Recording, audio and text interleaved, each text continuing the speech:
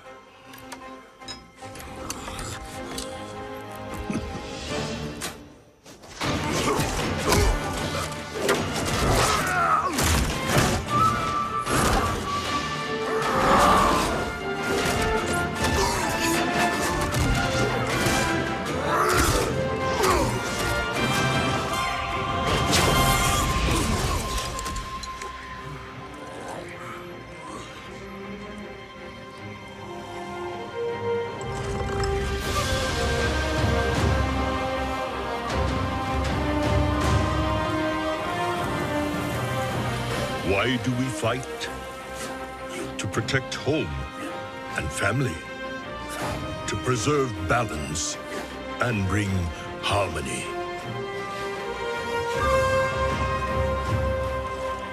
For my kind, the true question is, what is worth fighting for?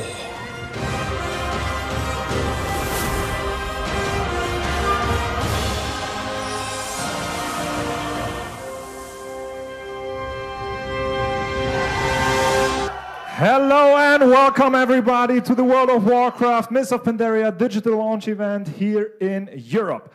My name is Daniel and I'm going to be your host for this very unique show of Blizzard Entertainment, and we are coming live and direct from the showcase in Paris where we are celebrating the launch of Mist of Pandaria and going on sale in just over an hour from now. But first, everyone, let me welcome the French audience here in Paris in their language. Une très bonne soirée Paris et bienvenue au lancement de World of Warcraft Mist of Pandaria. C'est génial que vous soyez ici ce soir. Merci beaucoup. But before we start with the sale, we'll have all kinds of entertainment for you, plus insights from the World of Warcraft development teams from our events taking place around Europe in the different cities. And speaking of Blizzard developers, I'm very pleased to have a co-host for this evening, someone who World of Warcraft players should know very well. It's my pleasure to introduce lead system designer, the man known as Ghostcrawler. Here is Greg Street.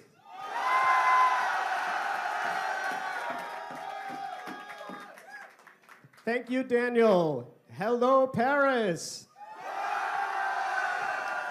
Hey, Greg, welcome to Paris. It's a pleasure to have you here. Are you ready for the launch? I am so excited for this launch. The whole team has been working so hard, and it is great that we are finally here. I just want to say hello to everyone in France, everyone joining us in the live events throughout Europe, everyone watching on the live stream at home. On behalf of Blizzard Entertainment and the World of Warcraft team, thank you so much for being a part of this very special night. We are going to be checking in on those events in Madrid, in Milan, in Stockholm, Cologne, and of course in London. But first, Greg.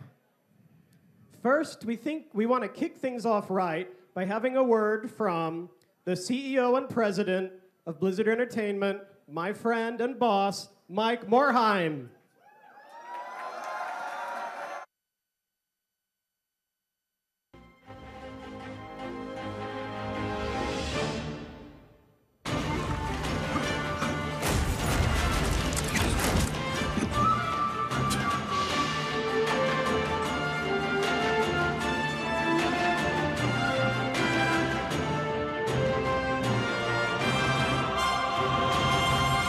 Hi everyone, welcome to the digital launch event for Mist of Pandaria. This is an exciting day for all of us. On behalf of everyone at Blizzard, I want to thank our World of Warcraft community and especially those of you attending our live launch celebrations around the world. There are thousands of you joining us from across Europe, from Paris, London, Madrid, Milan, Cologne, Stockholm, and Moscow. Players are also celebrating with us in the Americas and in Asia, and even more people are watching at home. It's really awesome that World of Warcraft is enjoyed by so many people around the world. You are part of a truly global community, and we're so excited to share with you the new expansion because we think that Mist of Pandaria has some of our best content yet.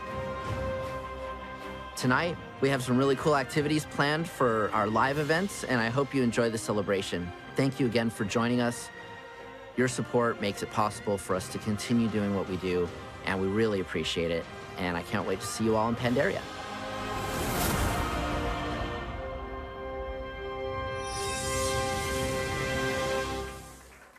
He looks very excited, was smiling all the time. Oh, Daniel, we've been working so hard, and it is all for this moment. We are so close to the launch of Mist of Pandaria. I can't believe that. But now it's time to think, to rally the armies of the Horde and the Alliance to get in mood for the Mist of Pandaria add-on. Let's get on the warpath with a performance from Manao, the drums of China.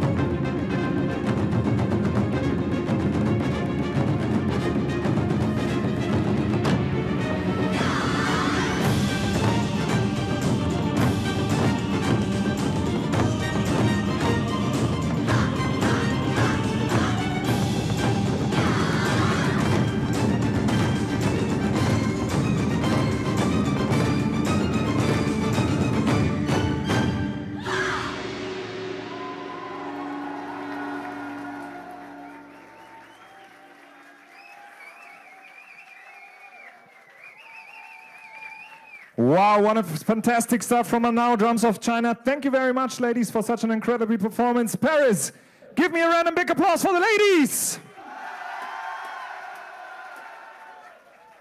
Thank you, Manao. You can leave the stage. And I don't know about you, Greg, but I'm definitely feeling the Pandarian roots, and I could even start leveling right now. But first, let's see what effect that performance had on our friends in the other locations around Europe. We are starting with Milan in Italy. Buonasera Milano, come state da voi? Buonasera Daniel! Hello Greg! Hello everyone in Paris! Can you hear this? I'm so glad. Wait. Okay, Greg. I'm so glad to be here with Tom Chilton and Terry Demnon from Blizzard and hundreds of very excited Italian players as we get ready for the launch of Mist of Pandaria. When you come back here later, I will show you something really special, something really cool. A little artistic surprise, okay? But for now, it's back to Paris. A dopo.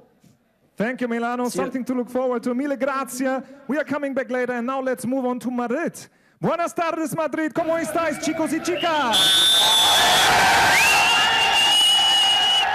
Here in Madrid, we are joined by Cory Stockton and Candice Thomas from Blizzard, plus hundreds more of Warcraft players who are very excited about Mist of Pandaria, including these guys.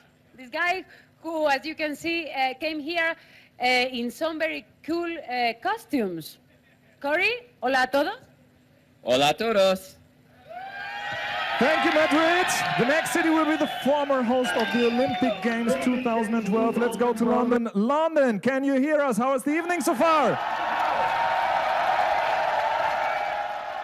know it! Hello, Daniel! Hello! I don't even have to do anything. Hello, Daniel! Hello, everyone from London. We got plenty of stuff coming up. We got Scott Mercer and we got Darren Williams, and from the world of Azeroth, we've got these very excited gamers. The noisiest gamers in Europe. Plus, we'll be taking the Mists of Pandaria to the streets of London. You don't want to miss it. See you in a second. All right, London, thanks a lot. Now see what's going on in Stockholm. God kväll, Stockholm. Hur har kvällen varit?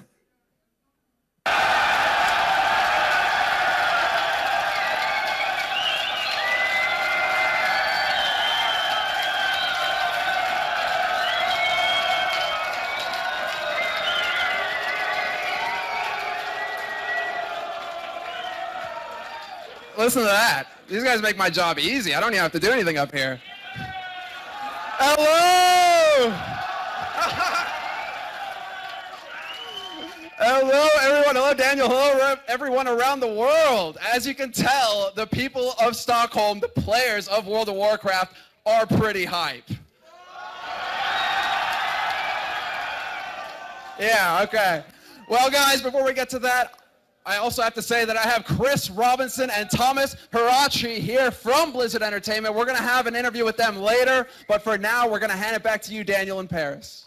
Wow, Sweden, I think I could really hear you for a moment. See you later. And finally, we are coming to Germany, Cologne. Köln, ich grüße euch. Wie ist die Stimmung am Rhein? Hello, Daniel! Hello, Greg! As you can see, hello, World of Warcraft players around the world.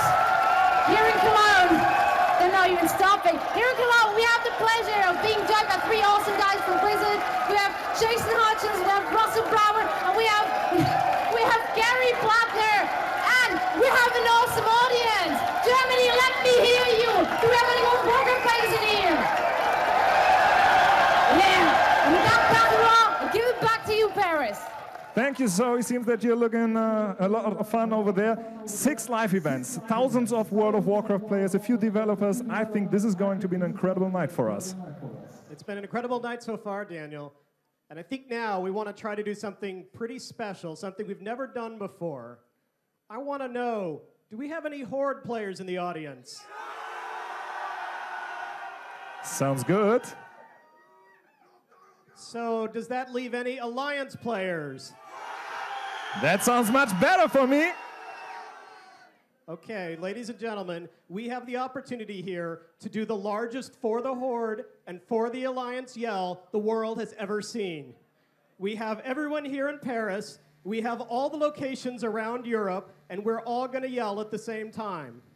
But Greg, don't forget the audience at home joining us via the live stream from all over the world. That is true. We have thousands of people at home watching. So you guys at home, feel free, go to social media, open the window and yell down the street. Join us and let's see if we can hear you all the way in Paris.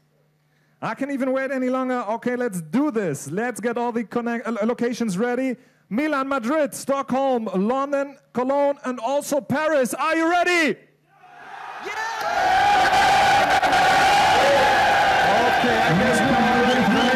I think you can start with counting down. The way we're going to do this, I'm going to count down 3, 2, 1, and then we'll start with For the Horde. All right, everyone ready? 3, 2, 1.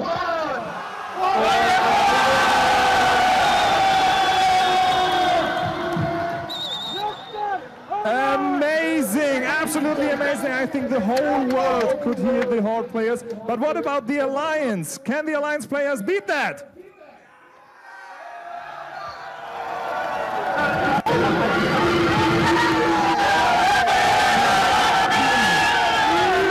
count down 3, and then we're going to yell For the Alliance. Here we go. 3, 2, 1.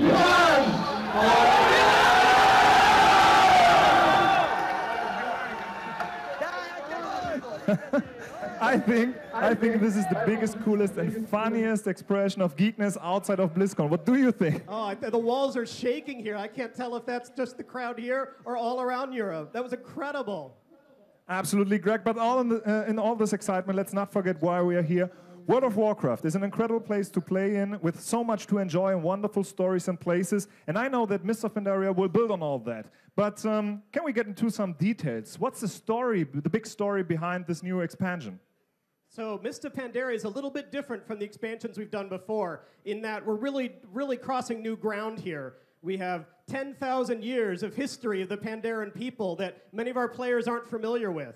We have this brand new continent, all these new enemies and new challenges to overcome. So we have a lot to explain to players to set the stage for all the adventures they're going to have.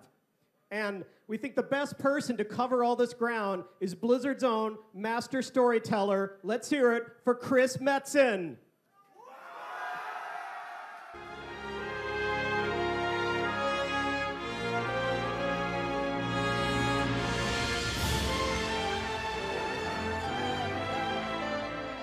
You know, many people ask about how Pandaria could have remained hidden for so long, something like 10,000 years of history since the Great Sundering of the world. And as the story goes, the last great emperor of Pandaria, Xiao Hao, created a spell that enveloped the land in mists that ultimately removed it from the real world and kind of placed it in like a pocket dimension, you know, kept it safe. Now that this expansion is ready to pop and player characters from the Alliance and Horde are able to venture to Pandaria, they're really seeing a land that has been locked in time, you know, for all this time. And one might argue that Pandaria is not quite ready for the shenanigans that we will bring with us. There's been a lot of history just within Pandaria itself. You know, you had, in the ancient times, the great Mogu dynasties, you know, kind of ruled with an iron fist, and you saw the Pandaren kind of rise up in a popular rebellion and really take control of their land. In the thousands of years since the Sundering, you know, the Pandaren apparently let go of any kind of imperial identity they ever had. You know, they're not really expansionistic, they're not really building giant monuments. If anything, their culture seems to have almost regressed into a very idyllic space. They are about family, they're about tilling the earth, they're about drinking really good ale. You know, when we travel around Pandaria and we kind of see them in their natural state, it's what peace looks like. We're just not used to looking at that in the World of Warcraft. So it's a very different kind of expansion set, and the Pandaren as a race embodying that harmonic, that equilibrium of just, you know, people that are cool with themselves and their neighbors and their environment is just a really, really interesting thing. Now, the idea that the Pandaren can choose to be red or blue is a hell of a thing, introducing, you know, a single race into two disparate factions. It's just something I think is a really, really interesting vector for us. You know, the series is called Warcraft, and I know when we announced at BlizzCon last year, it was interesting. Many of the responses we got, you know, a lot of people are like, pandas, you know, wasn't that a joke race? Or why this? You know, we're used to big giant supervillains and the world blowing up, and you know, this feels like we didn't ask for a vacation. As much as Pandaria represents kind of an idyllic land and peace and harmony, you know, this one really brings the Alliance and Horde thing, you know, to a whole new level, really just reaching a boiling point in an otherwise unspoiled environment. We felt that created a lot of really interesting tension. Being the nature of the franchise, one side can't win out forever. But I know a lot of fans have been worried that there's some kind of bias, you know, for Blizzard, the Horde. You know, the Horde always seems to win. The Horde always seems to have these, you know, big, bold moments, and the Alliance has always kind of taken it in the teeth. I think this is the time where we get to see the Alliance really rise to the challenge, kind of prove its nobility in the way that it handles the threat that the Horde represents. In particular, you know, Garrosh Hellscream, right, which everybody kind of loves to hate. But I think this is the Alliance's hour, which isn't to say Horde, you don't get to do really cool stuff. You do. I think both sides really get a chance to shine in this storyline. Wow, interesting stuff here from Chris, and for me, especially as Alliance player. Now, we've already connected with the other live events going on around Europe, but there's one place we didn't hear from because of the time difference. The event in Moscow has already finished. Yeah, and from what I hear, the event in Moscow is a huge success. And through the magic of the Bronze Dragon flight and a little bit of help here, we can show you guys what happened in Moscow. So let's roll the video. Yeah, cool. Let's have a look on it.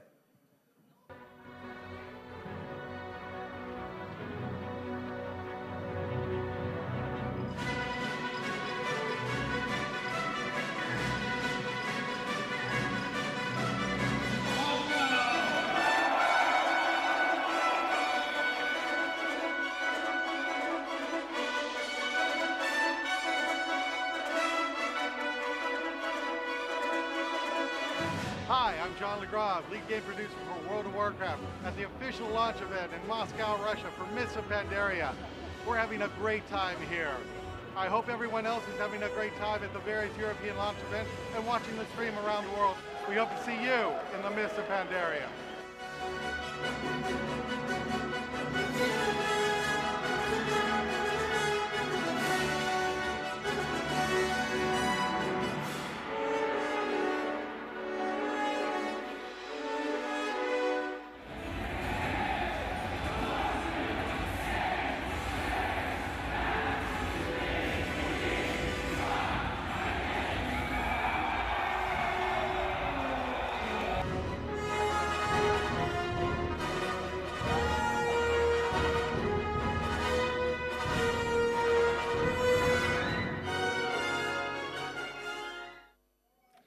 Wow, that looks like a great event in Moscow earlier this evening, but things are just getting started here in Paris and at the other events around Europe. In fact, it's time to visit one of them now again. Milano, siete pronto per Mist of Pandaria? Are you already in the right mood for the new add-on?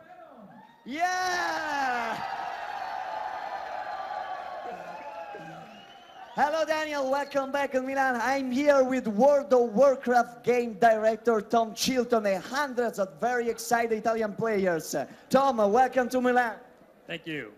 Also on this stage, there is Silvia M, who's creating a fantastic card live for us. And as she continues, Tom, let's have a quick chat, okay? Can you tell us what's so special about this event here in Milan? Well, there are a lot of things special about this event. For one, this is our first ever launch in Italy. And also, we've just recently, as all of you know, finished translating the game into Italiano, finally.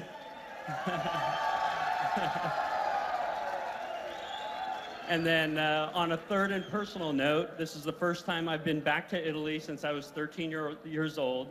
I remember touring all the different Roman ruins and drawing a lot of inspiration from that, and that carries with me still to this day. Great, Tom. Releasing World of Warcraft in a whole new language, that sounds like a big task. It is definitely a big task, and I'd like to throw out a lot of props to our localization team, who's done an amazing job. All the voice acting and the voiceovers, those are fantastic too. We have around 5 million words to translate for the World of Warcraft these days, and it grows all the time. If I had to do that myself, it would take at least 15,000 years to localize the game. Nobody would really want that. Great. So here we are about to celebrate the launch of Mist of Pandaria. And what's the feeling of the development team at a time like this? Well, the development team's very excited. This is probably the most exciting part of the product cycle. And for us, this is when we finally get to see the players enjoy the game. And there's a lot of anticipation for us too, because we're all players of the game also. All of us are waiting to like rush home and log in and play. Unfortunately, all of our friends are going to be getting up to level 90 before us, you know, but that's just how it is. That's the price we pay. Tom, we are so glad that you chose to come here, Milan, and celebrate with us. Let's hear for him. Forza!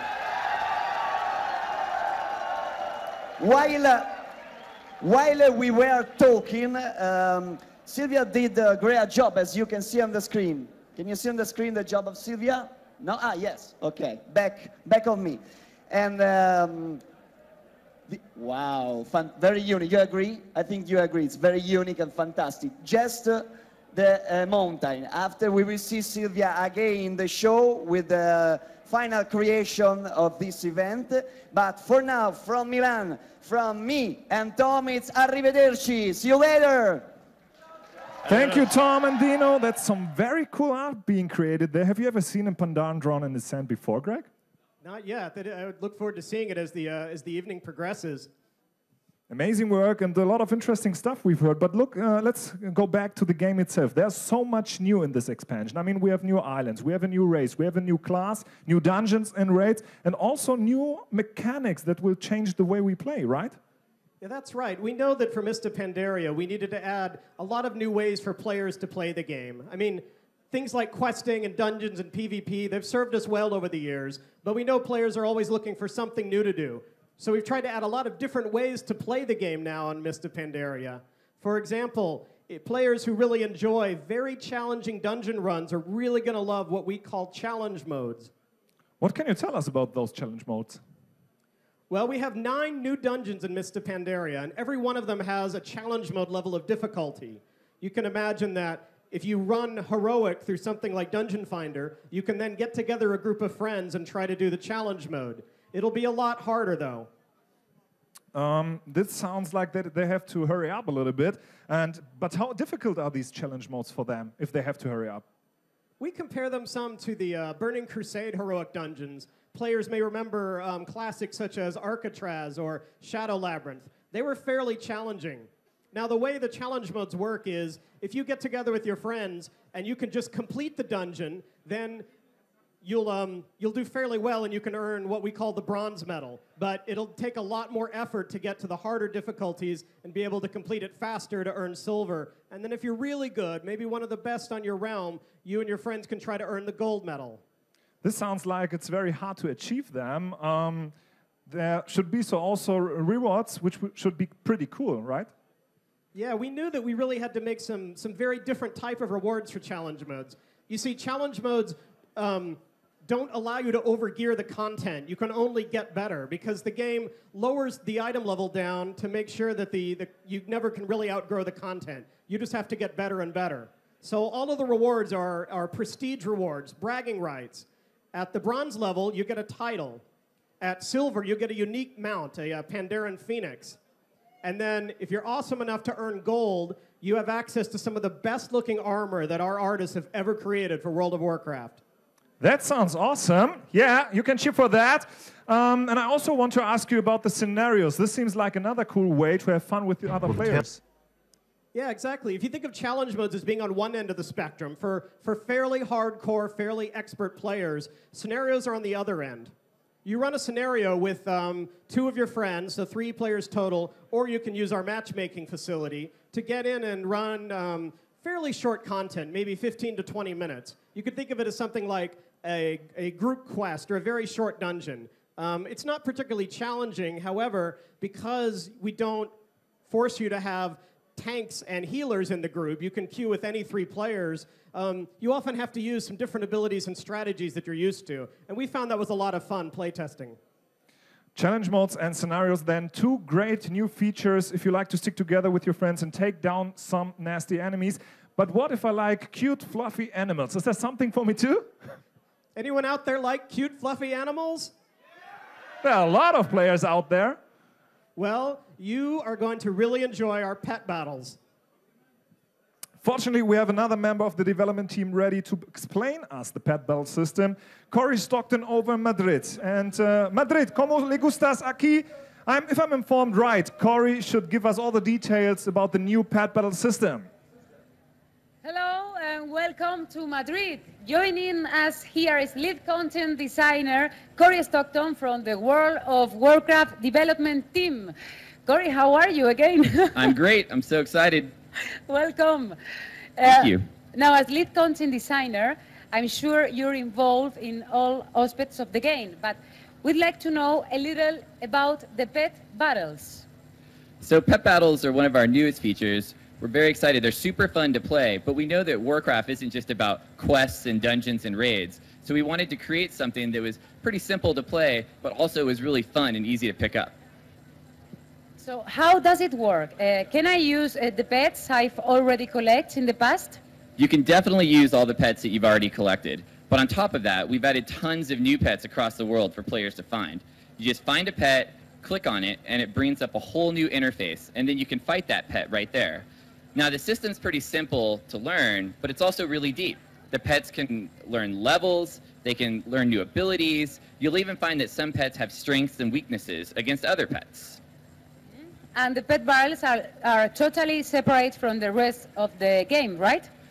Right, they're definitely separate. You can't just use your little baby Murloc and think that that's going to help you beat a raid boss. We really look at the feature as it's something that you can do in your off time, maybe when you're waiting for a friend to come online, or you're waiting for some guildmates to show up to get ready for a raid. A lot of players have always loved collecting pets. This is now a bigger part of the game. Is that fair to say? I would say it's definitely a bigger part of the game now. Besides all the pets that you've already have, we've added hundreds of pets in the world. Some of these pets are really hard to find too. And once you find them, then you've got to catch them and add them to your collection. And what's really cool about it is you can have up to 500 different pets in your collection. Sounds like a lot of fun. Thank you, Corey, for your explanation. And it's time hand back to Paris. Thank you, Madrid. Thank you, Corey. Greg, I'm sure you've been testing out the pet battle system during the development process. Do you use it to settle arguments within the team? Well, we have used pet battles to settle arguments, but you have to remember, a place like Blizzard, we also have a lot of weapons hanging on the walls, and those work just as well when we can't agree on something. Sounds like you're having fun over there. Let's continue our European tour. The next stop is London, because I want to know more about one of Mist of Pandaria's newest and coolest features, the new monk class. In London, Scott Mercer is the man who can tell us everything about the monks. London, can you hear us? Are you there? Yes, we are here. Welcome back. That's how you do it, Europe. Here with us, all the way from California, which I've been told is in America, is Scott Mercer, Senior Game Designer on the World of Warcraft development team. Scott, lovely to meet you. Now, one of the new features in the Mist of Pandaria is the Monk class. It's the first new class in the game for a long time. What can you tell us about the origins of these badass monks? Well, monks are totally badass, and they have this really interesting history because the Pandaren invented the monk style of combat. Thousands of years ago, an evil race known as the Mogu conquered Pandaria and enslaved the Pandaren. And because as slaves they couldn't carry weapons, Pandaren started to develop unarmed styles of combat. And it was the Pandaren who mastered these styles that turned into the monks we know today. So what's so cool about being a monk? Well, playing a monk is a totally different experience than what you might have seen before. We always try to add new mechanics to all of our classes, and monks are no exception. Monks build up energy with basic attacks like kicks and punches, and then they use that energy for really powerful finishing moves like you might see in a fighting game. Now, interesting, you mentioned fighting games. Did you take inspiration from other kinds of games then? Well, certainly other games and also a whole lot of martial arts movies. We look at a lot of like martial arts and see things that we like to use, like things like momentum, combo moves, finishers. And we think with the monk, we've really found this really cool mix that'll make them fun and exciting to play. So monks are really versatile. Sounds like you're giving the players a lot of choice. Absolutely. Monks can be damage dealers, monks can be tanks, and can also be healers. It's really just up to which specialization you decide to choose. Well, I think there's going to be a lot of people rolling monks later on tonight. Scott, thank you for your expert insight. A round of applause for Scott Mercer. Stay with us, Scott. Because our European cousins, the stream is staying with us here in London because the live entertainment is just beginning here. It's time to see what happens when Pandaria comes to the streets of little old London.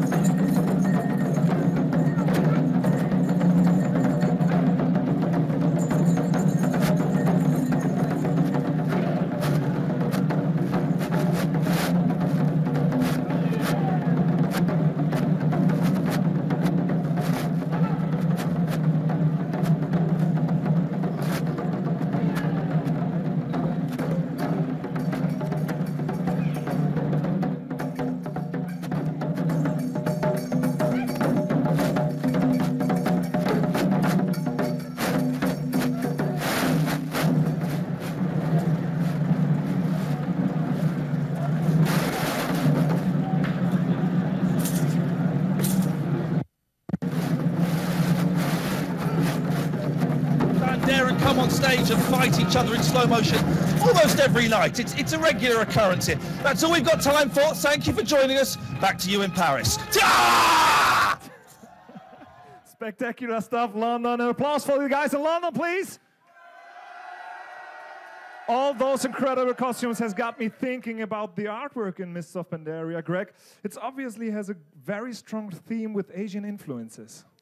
You're absolutely right. We, in order to set up a look and feel for Pandaria, we took what we had already established in Warcraft lore with the Pandaren, and then we combined it with a whole variety of Asian influences. But it's important to point out, too, that when the Horde and the Alliance set foot in Pandaria, we wanted it to feel like a brand new continent. We wanted players to see all sorts of new creatures and fight new enemies they had never seen before. This might be a good time to learn more about that stuff. How about we go over to Stockholm now and talk to one of the artistic experts on Mist of Pandaria. Samler is our MC in Stockholm. I hope it's not too cold over there. Who's your guest for tonight? Welcome back, ladies and gentlemen, to Stockholm.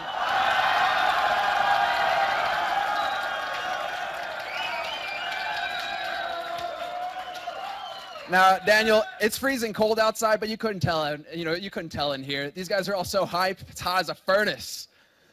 So, who do we have to talk to? We're actually going to bring up Chris Robinson. He is the art director at the World of Warcraft Blizzard development team, and he's going to tell us a bit about the influences and enemies that we're going to face in Pandaria. But first of all, man, thanks for coming to the stage. Yeah, man, thank you so much. This is awesome. Stockholm is amazing. These guys are great. I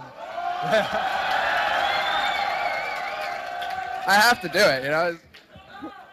So I'm supposed to talk to you guys a little bit about creatures. So let's talk about the mantid. If you took like a huge praying mantis and you mixed it with a humanoid, you'd probably be pretty close to what the mantid turned out to be.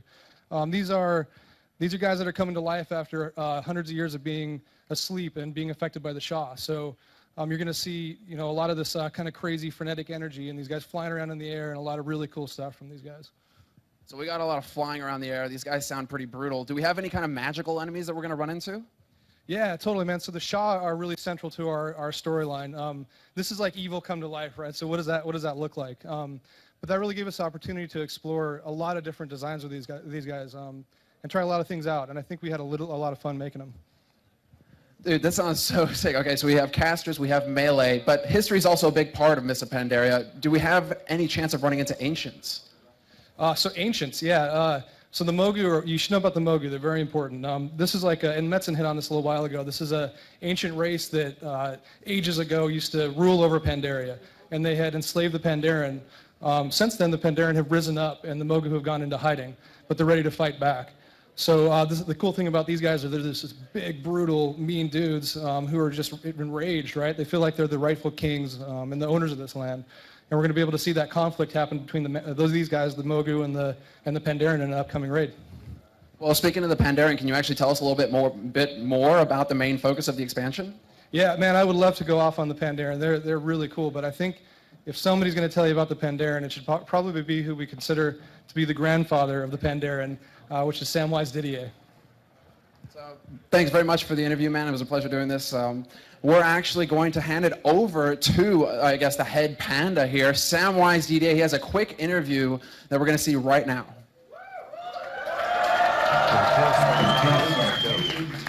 On a dark and stormy night in the desert, actually.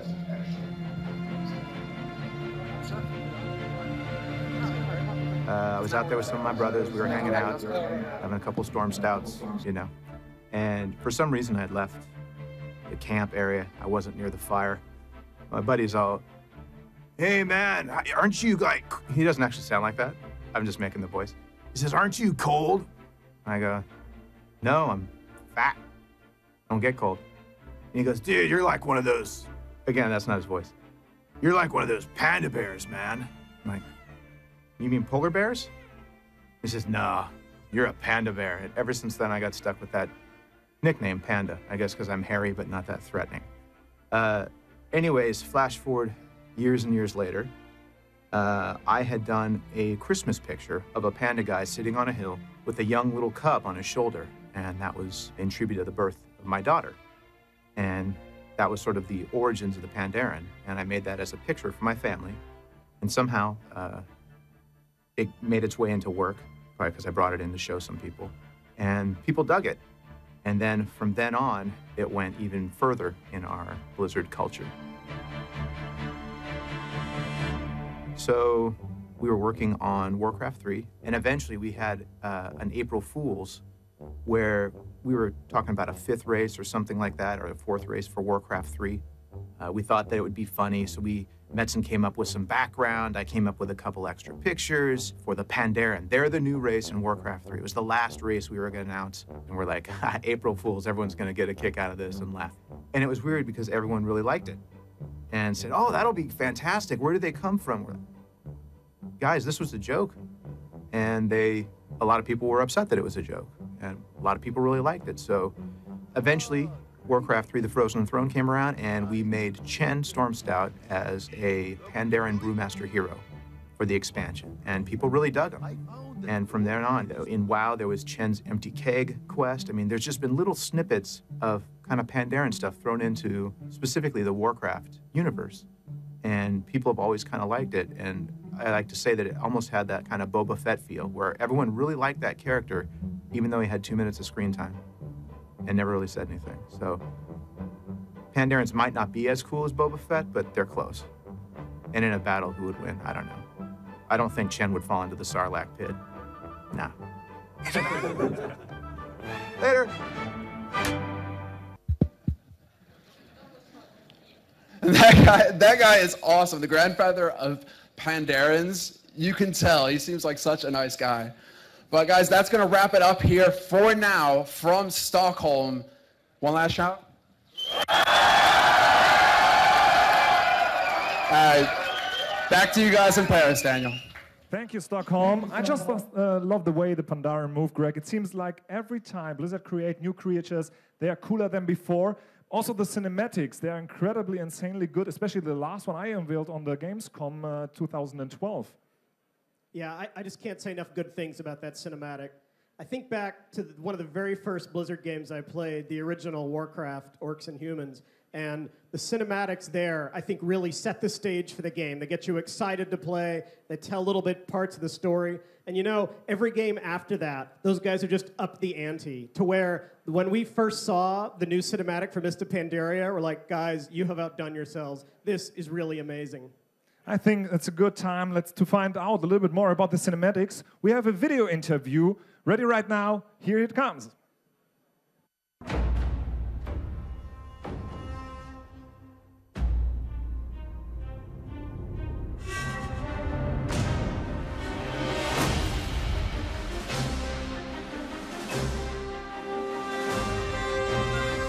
We do the big dramatic thing really well, right? We blow things up better than anybody. But this one has a spirit and a humor that we haven't quite seen. This cinematic is different in that we put a little bit more emphasis on storytelling, you know, like a little short film. This time around, we really try to put a lot of focus on the pre-production phase, trying to come up with as many design calls and exploration in the very beginning of the project. We wanted their faces to have great readability and to work really well with the animation. That's something that we consciously made choices of this time. That's why the video reference was so important to us, was because it gave us that chance to mine for little truths, little naturalisms. We had one big Vista shot towards the end that was actually really fun to work on, and we started with the game geo. But what's really cool about it is you can really look at that shot, and if you're familiar with the area in the game, you can really call out like, hey, I've been there. Oh, that building exists as well. In so many ways, it harkens back to the first teaser we did for Warcraft 3. And it was just this sense of like this third-party agency inserting itself into our conflict. This is about red and blue, damn it, who are you? And in so many ways, the intro for Pandaria kind of echoes that, right? What an amazing full circle. The Mist of Pandaria opening is just a mile marker of how far we've come. For my kind, the true question is, what is worth fighting for?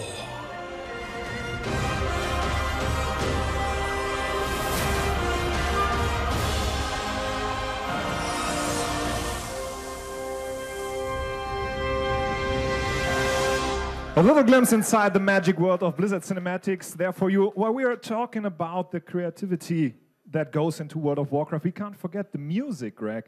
At the event in Cologne, there's a live orchestra ready to play us a piece from the music of Mist of Pandaria. But we're actually going to split the screen with Milan at the same time, remembering the sand art that was in progress last time. We are also going to be checking in to see how Sylvia is getting along with that. But first, though, let's go to Cologne and start with the music. Zoe, hörst du mich? Hattet ihr einen schönen Abend und seid ihr denn bereit mit eurem Orchester? Wunderschönen Abend und wir sind bereit. So, I would say, welcome back to Cologne. The orchestra is ready to go, and I'm pretty sure the audience is ready to go as well. So without any further ado, let me handle it over to our orchestra. Guys, take it away.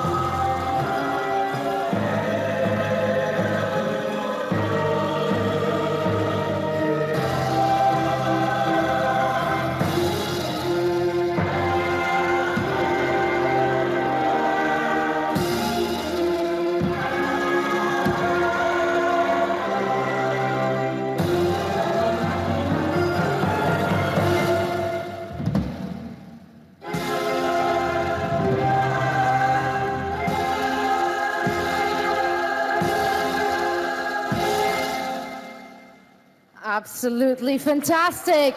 Big round of applause for Sylvia creating this lovely artwork, really live for us over in Milan, and of course for our orchestra playing a piece of Mist of Pandaria called Heart of Pandaria. And what a coincidence. Joining me here on stage is Russell Brower, the director of audio at Blizzard. Russell, it's an honor to have you here on stage. I'm very happy that you're here. Thank you. It's a really thrill to be here in Cologne. Right, so you're the guy who knows everything about the sound and music in World of Warcraft. Can you maybe tell us a little bit about the process, the creative process, going into a piece of music like the one we just heard? It's not just the music, you know, it's the voiceover, the sound effects, the music. We work with the World of Warcraft development team, and we try to figure out what's going to be the vocabulary for this new zone, this new land that's never been heard before. And Pandaria has these elements of spirit and honor and family and all these harmony, all these things, and that's reflected in all the sounds we make. And I'm pretty sure I'm not the only one who heard that from the very one we just heard. So now let me know, like, we know that Mist of Pandaria is like the elements in the game, the elements of the look and feel, they borrow from our real world's Asian culture. Can we expect the same thing from the game? Are we going to hear like lots of cool Far Eastern instruments and sound effects? We definitely took a cue from the Asian overlay we saw in the graphics, and in the visuals, in the architecture, certainly in the lore. So again, be it the voices, everything, we started to bring in an overlay. In the case of the music, we brought in master, Asian players of these ancient instruments, and we overlaid that on this score that's kind of a traditional Western film score, and that is to remind people that we're still in Azeroth. And that's pretty much where we all like to be honest. So, last question for you. Like, the Pandaren, they're like very expressive creatures. They're full of life. They're like enjoying everything they do. They also have a serious and like warlike side to them. How do you bring that character and like the personality of the Pandaren across through the music in game? Well, you're right. There's quite a range there. So whether they're fighting, or whether they're relaxing, whether they're brewing or having fun, they do it like it's their last day on Azeroth. They give it their all, and that range had to be reflected in every sound that the characters make and in the music, and that gave us a range from sweeping grand music styles to intimate storytelling to the scary stuff like in the dungeons and whatnot. Well, unfortunately, this is all we have time for, but thank you so much, Russell, for joining me here on stage. It's been an honor to have you here. And so, big round of applause for Russell Brower, the director of audio. And with that, we give it back to you, Paris. Thanks, Cologne. Paris, are you there? All right. That's almost all we have time for on the live stream for the digital launch event for Mist of Pandaria, because in around about 30 minutes, the game will go live in Europe. And I want to thank everyone at all live events in Milan, Madrid, London, Stockholm, and Cologne, and of course to everyone here in Paris. Bye, everybody.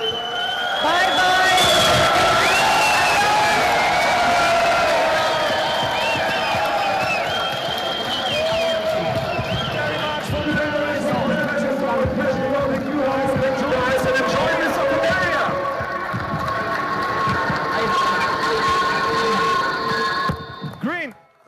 Greg, it's also been a pleasure hosting this event with you. Thank you for bringing your expertise to this event, and I think the last words should be yours.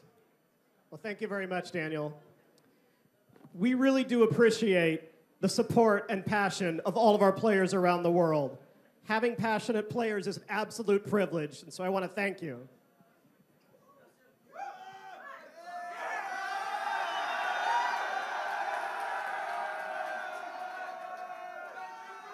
So on behalf of the WoW development team and all of Blizzard, thank you very much. Enjoy Mist of Pandaria.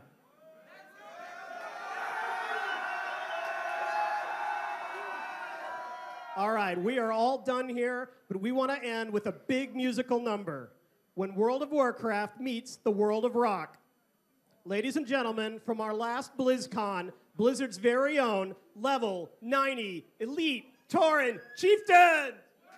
Woo! I am Murloc!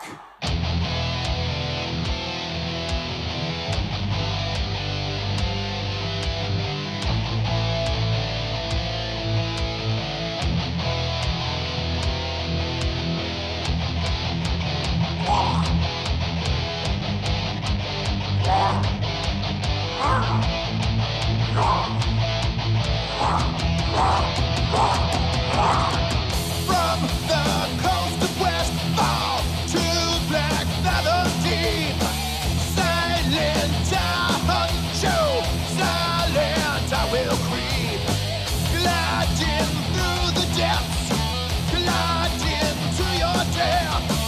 Upon the shores I rise, hold my flippers to the sky.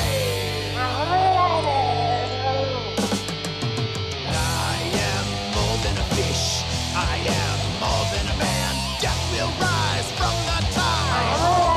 I am Murloc. I am king of the sea. But I'm not Aquaman. Death will rise. Hear our cry. I am Murloc.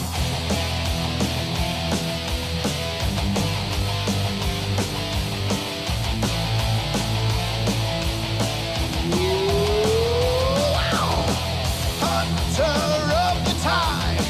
Lie, will let your life born, you fallen brave, sleep in our sunken grave. Feel the deadly pin, my nets drag you in, blood-stained sand and gore, law that's left upon the shore.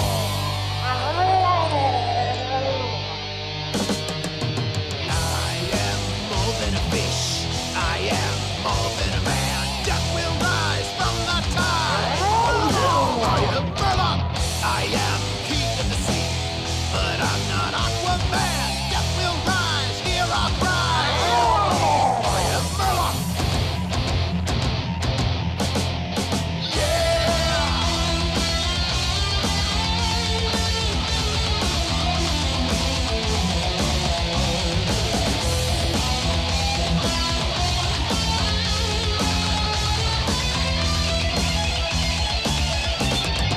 Empty eyes, never blinking, armored in scale, but never sinking.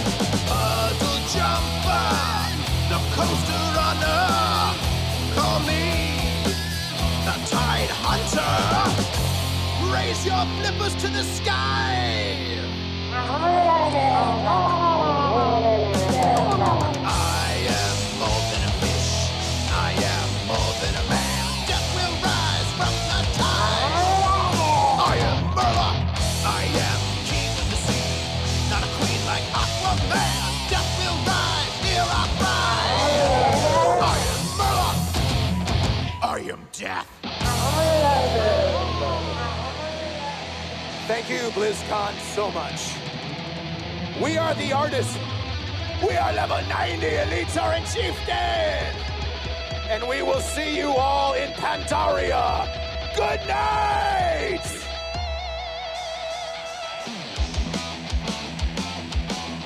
Wow!